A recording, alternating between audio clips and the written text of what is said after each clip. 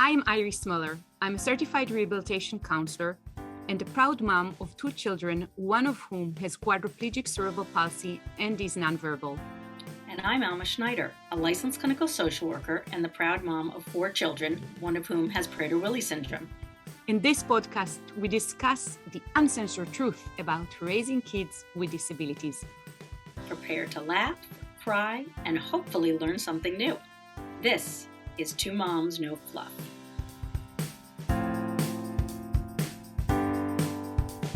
Hello, everyone, and welcome to Two Moms No Fluff. I'm Alma Schneider, and I'm here with my friend and business partner, Iris Miller.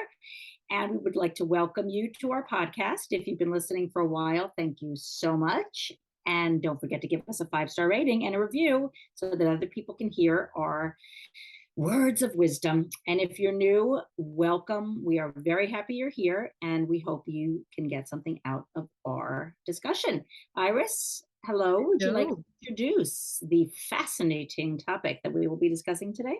Hello, Alma. Yes, I would like to introduce the topic. It's a topic that is near and dear to my heart, and this is home organization and how that affects us as parents of kids with special needs and disabilities. What does it mean to have an organized or not home with our kids? Unfortunately, my home is not as organized as I hope it will be. If I could choose, I would live in a museum where nobody can touch anything and everything stays in its exact place. But I have a team of like 8 aides that are in and out of the house, living here kind of with us, and my kids and their friends, and life just gets in the way of my home organization. But we'll expand on that soon. Alma, what do you want to share about home organization? That's kind of funny because you are the person who is the most organized, one of the most organized people I know. And I feel like your house does look like a museum. That's how straight it is. So it's all relative, it's all relative. My house, on the other hand, is I try to keep it as neat as possible downstairs, but once you go upstairs, I have to warn people because the kids' rooms are, I don't even want to go there. But I do want to, set the tone, letting everyone know that, there are a lot of things in our lives that we cannot control for when we have kids with additional needs / disabilities, and home organization is something that we can somewhat control. It's hard, but we can control it to a certain degree, and that's what this episode is going to be about, different ways. And it doesn't mean about being perfect. It just means, that our house is as chaos free as we can, so that we can feel comfortable in it and not have additional stress because of the mess. So I'll just say to start off that I grew up in a very small apartment with many people. It was tiny. And the silver lining of that was that everything was right at my fingertips. It was a very small place, so I knew where everything was, even if it wasn't the neatest place. I knew where everything was. I now happen to live in the suburbs in a big house. And having 4 kids with all these different rooms, we have quite a bit of mess all the time. And although I know where most of my stuff is, I call it organized chaos. My kids don't know where a lot of their things are. And it's hard for me and it stresses me out a great deal when their stuff is not closed off in their room. It's bad enough when I have to get a peek into what the rooms look like, but it's even worse when they decide that they don't want certain things and they're thrown into the hallway. So that causes me stress. So I have as Iris knows, I have a much higher tolerance for mess than she does, maybe. But it does come to a point where I'm like, I can't, this is making me very stressed out. So I like to take care of mess in a very slow and methodical way. And a quick way when I need to. But I like to be calm and have all the kids out of the house when I'm cleaning up. That is one strategy that helps me. Putting on music. I put on incense. I've been known to perhaps take a legal edible when I'm doing it.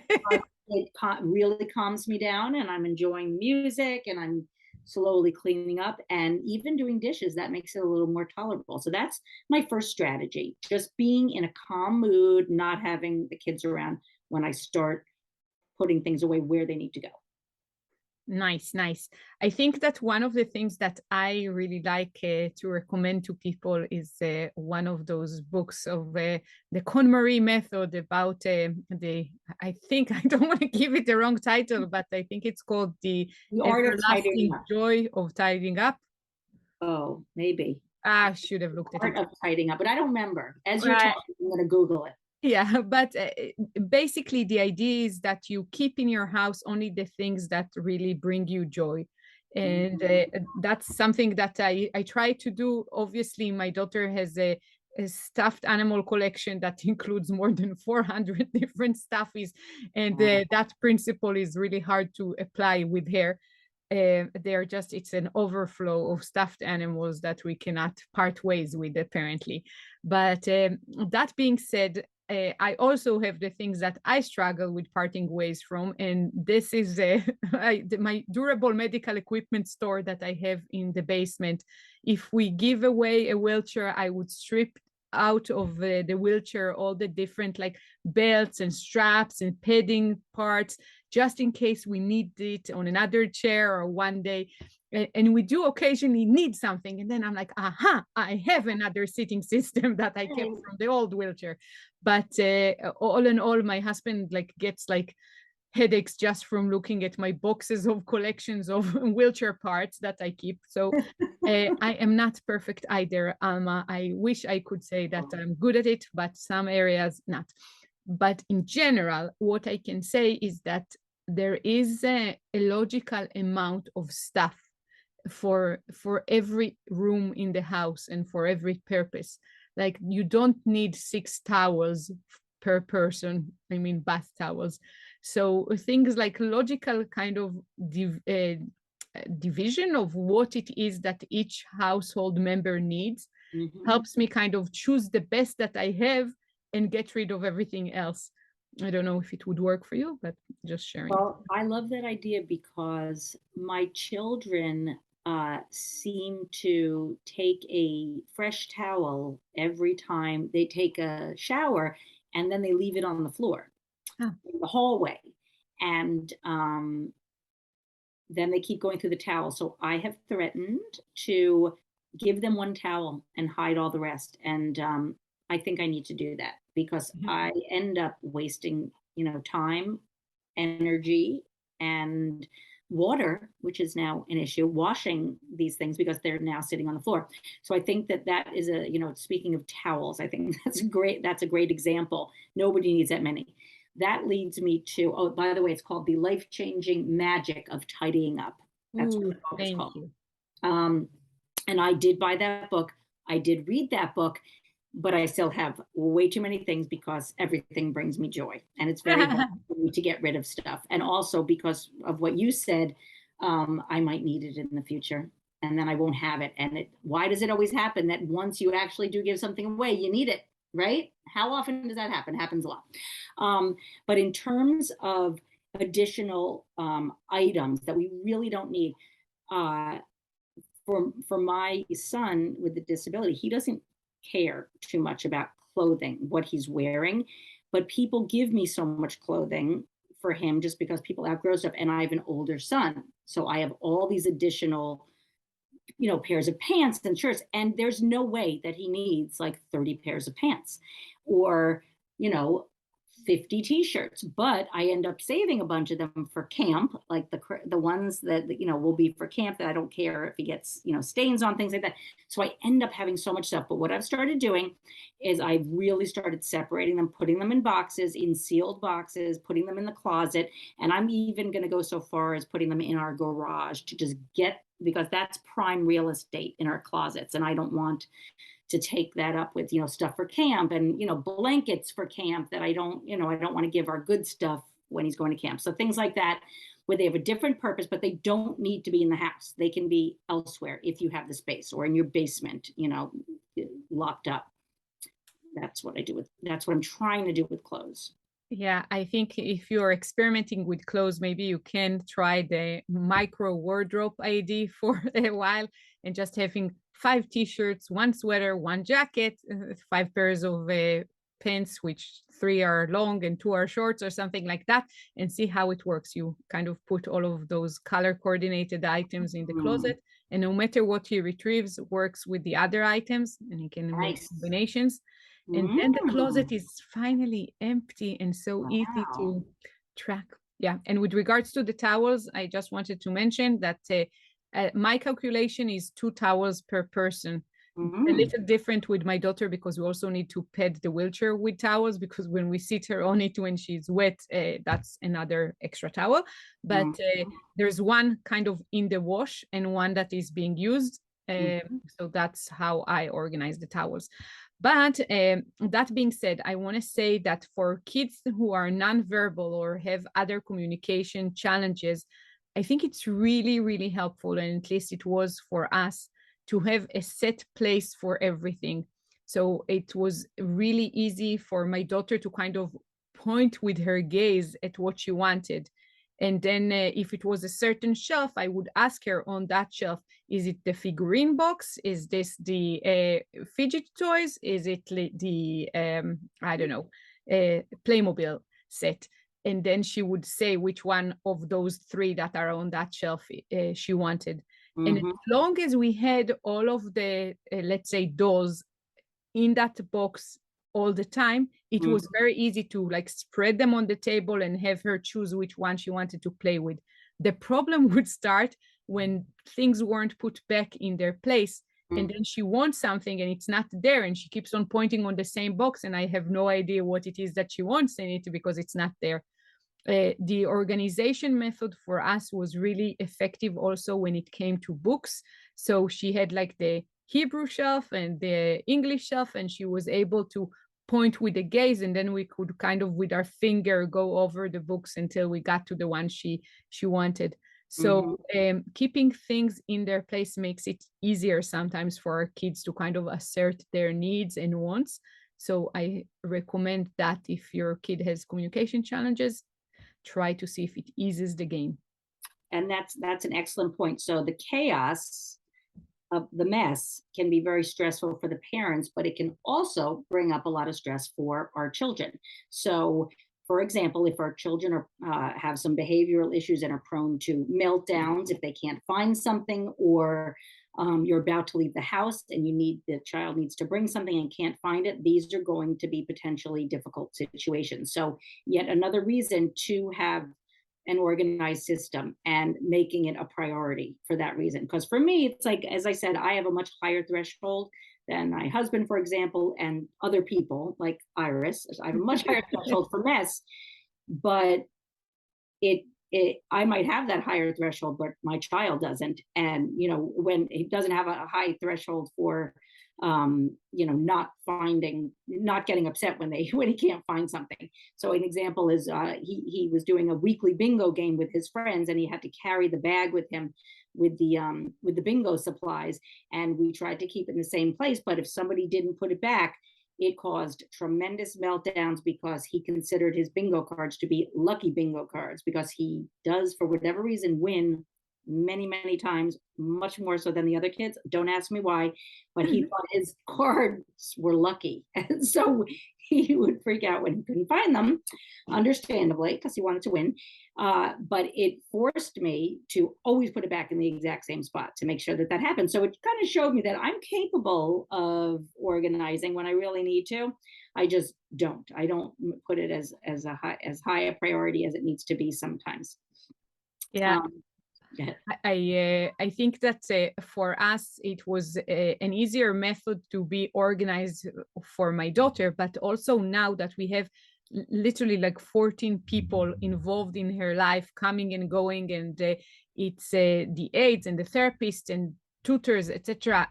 There's a lot of people, and if equipment is not put back where it belongs, it just makes it harder for everyone. It's Yes. just very, very easy if all the school supply is in the same basket in the dining room where she's doing her tutoring sessions, and all the art supply are in another basket in her bedroom where she does that, etc. It simplifies things for other people. I don't really like it, but sometimes we do it, like putting stickers with what's on each thing, because it's kind of like it makes our house almost looks like an institution sometimes, but it makes it easier for people that are new or are not sure where to put things. And I also have like a bin or an area, let's say in the kitchen, for people to put things that they're not sure where they belong, because I Mm. found out that it's much trickier if someone decides where an item belongs and they're not 100% sure about it. Sometimes we have to open all the closets in the kitchen and try to look for the strainer. Where is the strainer? And we waste a lot of time like that. And then if people leave it aside, we put it in the right place, and then we inform them where the right place is. So that's another 2 cents about organization. That's a brilliant point, and you're reminding me that many, many years ago, probably like 15 years ago, 14 years ago, we had a friend stay here whose mother stayed with us as well, and she was trying to be helpful, and she folded all the baby's clothes, but she put them in the wrong drawers.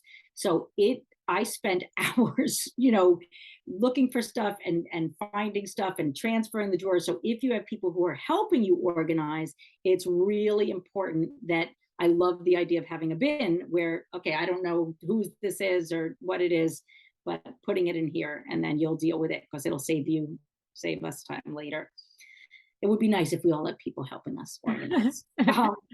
I wanted to move into the kitchen because there is so much that needs to be done in most people's kitchens to help organize, because we all have to eat, we all have to cook, or at least assemble food, put it together. So it is so important that all the things that we're talking about, these are not one-shot deals where you organize once. Like, these are all things that take a commitment that a lot of us let fall by the wayside. And that's fine because we do have bigger fish to fry. However, it can save us a lot of time and stress if we really try to get into these patterns, even if it's cleaning out the fridge once a month, taking, a half an hour and putting it in your calendar once a month to say, I'm going through the fridge.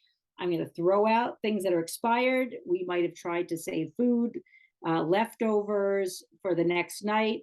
Guilty as charged. I have tons of leftovers in my fridge that I have a good purpose for. I'm hoping that my kids will eat the leftovers. They don't. And then they go bad and they're disgusting and have mold all over them. So once a month, going through, if you can do it more than that, great. But even just putting half an hour on your calendar once a month to go through the fridge, move the things from the back towards the front that you need to eat first, and throw out, rotten vegetables or quickly used vegetables that you see are starting to go bad.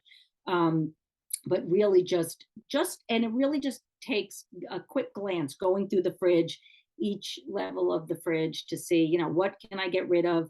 What can I put in a smaller Tupperware? Because oftentimes the Tupperware takes up way too much space and there's not enough in there to make it, worthwhile to keep in a huge Tupperware. These sound like very, this could be a very dry conversation if you're listening to it, but these are things that can really reduce stress, and take, that can free up your time later, instead of like searching for things or in the moment. Like, if you have too much in your fridge, guilty as charged, where there's often an avalanche of stuff, because again, I have 6 people in my house at, some points of the year. Everything falls out of the fridge, it breaks because there's too much stuff in there, everything's toppled on top of everything. It's really important to just take a glance and look through it and get rid of stuff that you're not using, or that could go, not everything needs to be refrigerated, you could put it in the cupboards, something like that. Alma, I think you said the magic word, that having less just simplifies things. It's just easier to organize, it's easier to find. And I'm jumping back to the wardrobe situation. As you know, I'm wearing my uniform. It made my closet very easy to manage and find stuff. It's just like I retrieve the top t-shirt, it's always blue. and I have my jeans. They're always ready, and that's it. But I know it's not for everybody. And my husband was sometimes like, "Oh, this is so boring. Can you wear something else?" But in general, what I wanted to say, it's easier also on the kind of wallet if you have less stuff. It's just it makes your expenses a little smaller as well. I think that I always say, my daughter drives like a car that cost us $70,000 just with all the adaptations, but her clothes and my clothes are secondhand. So it's just you have to, obviously, with a child with a disability, think about your priorities and make sure that you put the money where you really, really need to, and not on the things that are maybe extras. And that being said, when I get rid of stuff, I actually, if it's in a bad shape, we just throw it or donate. But if it's in a good enough condition, I actually sell it to a consignment store or sell it online. And sometimes I have to admit that this was an unexpected source of income. I had games that I bought for $1 and sold for 35. So it's a nice there's a nice margin of profit if you know what it is that you have, and you don't just dump it all when your kids outgrow it, or you don't need it anymore. So just another tip. Yeah. And, as if you know me, I only shop at thrift shops and yard sales for clothes and housewares and things like that for the most part. And that can be a problem in itself because, you see something that's a really good deal. I'm saying I mean, I see something that's a really good deal. And Me too, Alma. I give a lot of things away. So I like the idea. For me personally, I'm much more capable of giving things away if I, know they're going to a good cause, or if I'm giving them to a friend. So there's a lot of ways to repurpose things that you're purchasing, and you can use them as gifts sometimes. I've given a lot of things as gifts that I've gotten that I thought I could use or should use, but then, I thought, oh, this person really could use this, not me. So it takes a little bit of thought. If we do not feel that, if we feel stressed out and we feel like we cannot get into an organized lifestyle, it is worthwhile to either pay someone who is an organizer by profession, or to find an organized friend who likes doing it. Because usually if you have somebody who's really organized, they enjoy organizing. Just call me. I love organizing. You're too far. You're too far. I got to fly you out here to organize my stuff. But there are a few options there. You can have a friend do it as a favor, or you can barter, and you can, like for me, I could cook for someone who's organizing for me. Or I could, sing for them because I like to sing. Whatever it is, you can barter. You can also pay a teenager, which is what I've been doing lately. One of my daughter's friends is incredibly organized and likes to organize, and I have been having her come over and paying her, and it's been hugely helpful. Mostly because she holds me accountable. We're just standing there. We said we're doing it for 4 hours. We did it for 4 hours, and we got a tremendous amount done. She made some income, and it was great. I got a lot taken care of. So there are all different ways. Also, training our children who are capable of doing this to do it. I used to do the odd sock game where I probably have like 500 odd socks. And to spend so much time finding the match, I used to pay the kids like a quarter for each pair that they matched, things like that, make it fun. Or I would just say it was a game at first, and then they caught on soon enough. And they were like, this isn't fun. Like, they wanted money. So I did pay them. Or I said, whoever had the most matches got $5, things like that. So getting them to match socks, which I find to be intolerable. It's a tremendous amount of time that I used to spend doing that. Once in a while, I do just donate the socks. And if they don't want to use them where I'm donating them, unfortunately, it's passing the buck. But homeless people who are unhoused, one of the most important things they need are socks. So if they don't mind wearing mismatched socks, if they don't want them, they'll pass them on maybe to the vets, because I think that the vets organizations just shred the clothes anyway, but I want people to be able to use them. So I donate them. So that's another thing that makes me feel okay, kind of getting stuff out of the house that I struggle with. Yeah, I think for fabric items that are very worn and cannot be reused, most of the time the animal shelters, they like to take them. They either make toys for the dogs with it, or just pet the beds, etc. So really worn down towels and sheets like that are really good to donate to the animal shelter. And all in all, I think that I think general rule of thumb is to have a place for everything in your house. And Mhm. then later on you move to everything is in its place. But if you decide that all the books belong on the bookshelf in the living room, then when you have a book in your hand, you know where to put it back. If there's maybe one cup on the desk where all the pens need to go, then you know where all the pens are. And if you have four different drawers and there's a few pens here, a few pens there, etc., then you have a new address to send all the pens to, and it makes it a little easier to track where things are. And then sometimes people are shocked when they start collecting the pens from all over the house. You have like a shoebox full of pens, and who Right. really needs so many pens in one house? So that being said, I think it's a project to organize. And sometimes when I was really busy in the years that I didn't have as much help as we do today, thank God, like I used to just tackle an area, and the area can be as little as one drawer a day. But Mhm. you just empty the drawer completely. You go through it with a clean antibacterial wipe or something, and then you start returning to the drawer only the things that really belong there.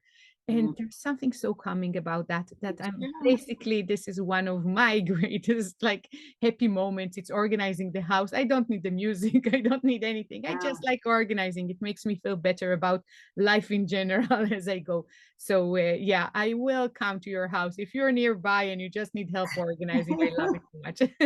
And rolling clothes is one of those things I learned from Marie Kondo, that you roll the clothes to make them smaller and they all fit in the drawer and they look so nice. You could even do that with your underwear. You can fold your pants and make them like a bookcase so that they're horizontal in in the shelves. That's another thing. Um, and I want to also point out that once we women age, our weight tends to change. So, one of my big things is I don't want to get rid of all these clothes that used to fit me, because I have the hopes that they may fit me again someday. So, if you are in that boat, some people have said just get rid of the old clothes, and then if you lose weight, you can buy new ones. But I like my old stuff that used to fit me. So I have recently bit the bullet, and I realized that almost all of the pants on my shelves I couldn't fit into. So Oh. which is pretty sad. But I put them all in boxes, sealed boxes, and I have them in the closet. And I now only have stuff. So I also don't waste time trying on things, just because psychologically it made me feel better having them in my view. I now, everything I put on actually fits me. So I don't waste time like and getting depressed every time I try a pair of pants on, saying, "Oh my God, I can't believe these don't fit," and then going through a bunch of them. So now they're out of the way. And that's something that my teenage helper helped me do. We put all that stuff in a box. So, there's some psychological pieces to all of this. It's kind of coming to terms with change, getting rid of stuff from your parents, maybe your parents or your family members passed away and they left you stuff. You got to decide, am I going to keep this stuff? It means nothing to me, but I'm kind of holding on to it for that. And that's what's really helpful to really consider, like, is this serving me in any way? And might someone else be better served by this, and actually use this china that I never liked, but it belonged to my grandmother or something like that. Really thinking about what you're going to use, because just unless it's something that's really beautiful and makes you really happy and it's on display, but having it hidden away in a box just because your grandparents had it, it's not really doing anyone any good. So, interesting things to think about when you're organizing. Alma, I think that this is the end of our episode, unless you have something else to add. That's all I have. Oh, the only other thing I wanted to add, do your dishes as you go along, as you cook. It's much easier to get those dishes in, washed while water is boiling, while something is sauteing and it's going to have to saute for 15 minutes. Do those dishes in between so you don't have them at the end and then you end up going to bed and the sink is filled with dishes. That's my final point. Okay, the only reason I'm so brief and want to end the episode is because I can't sit still here. I have to go and find a closet that I can reorganize again. It's been too hard just talking about it and not doing it. Oh my goodness. Wow. So I am gonna have to fly you out here to my house. Alma, thank you so very much. And thank you for our listeners. If you have tips and tricks how you make a life in your home easier for your child with a disability and the rest of the family, please do share with us. We love learning new tricks. And Alma, I appreciate you and thank you for joining me today again. I appreciate you. I appreciate you until you can't even look at my home screen because it's not organized with all my desktop folders. Okay. But I do love you for the episode, and we will see you all next week. Thanks for tuning in. For more information, please go to www.twomomsnofluff.com. Thank you. If you like this podcast, please subscribe and give it a 5-star rating so more people can hear it. Thank you.